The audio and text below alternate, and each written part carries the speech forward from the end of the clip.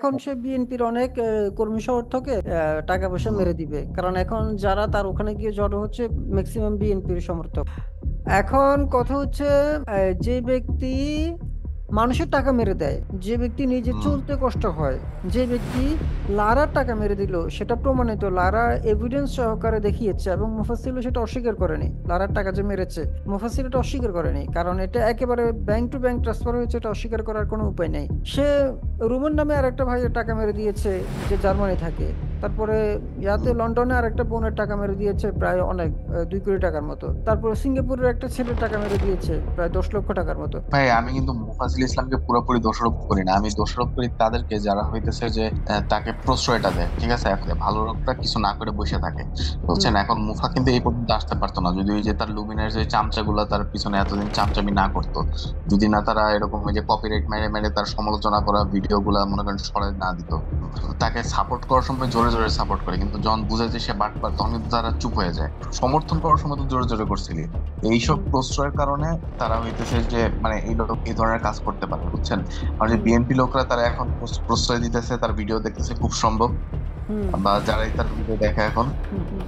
মানে কি বলবো যে এখন প্রথমে যারা তার দ্বারা প্রতারিত হয়েছে, যাদের সময় নষ্ট হয়েছে তার কারণে, যাদের জীবন ধ্বংস তার কারণে, এদের জন্য আমরা সিম্প্যাথি ফিল করতে পারতাম, ঠিক আছে। কিন্তু এখন যারা হবে তাদের প্রতি কিন্তু কোনো সিম্প্যাথি ফিল করার সুযোগ নেই, কারণ সব প্রমাণ, সব অ্যাকিউজেশন ওপেনলি করা আছে। এখন এরপরেও যদি কেউ তার কাছে যায়, ভাই বলবো যে ভাই তোর বলদামির দোষে তুই এরকম হয়েছিস, হ্যাঁ, প্রতারিত এটা হয়েছে এটা এখন। স্বাভাবিক। এখন সে বিএনপির অনেক কর্মী সমর্থকের টাকা পয়সা হুম, মেরে দিবে, কারণ এখন যারা তার ওখানে গিয়ে জড়ো হচ্ছে ম্যাক্সিমাম বিএনপির সমর্থক।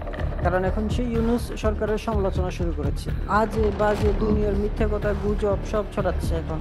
একেবারে বলদ তা না, সব বুঝে কিন্তু বুঝে শুনে বদমাইশি করে।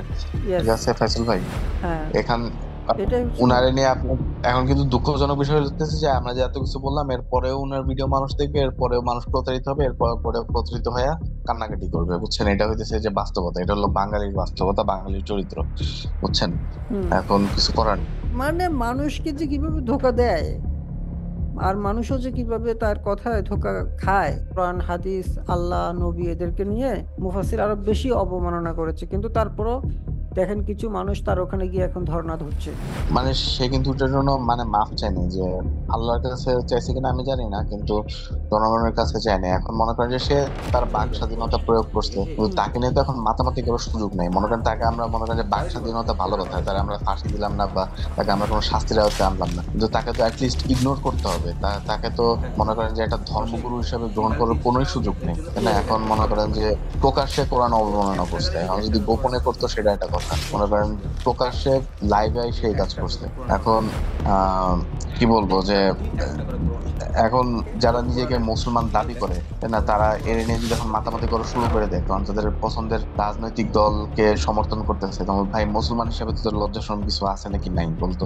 যাই হোক, আমরা আমাদের সামাজিক দায়িত্বটা পালন করলাম আর কি।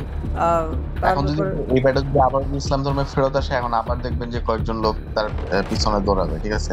সাথে সাথে সে দৌড়াবে না, যদি সে দেখে যে মনে করেন। সে তো হ্যাঁ, অলরেডি সে আবার নিজেকে মুসলমান দাবি করছে। আর সে এগুলোর মাধ্যমে মানুষকে প্রতারিত করছে। তার ব্যাপারে আমরা সচেতন করছি জাস্ট, আর অন্য কিছু না। তো কথা ঠিক এতটুকু, আছে। আমাদের মূল পয়েন্ট হচ্ছে মুফার ব্যাপারে আপনারা সাবধান থাকবেন।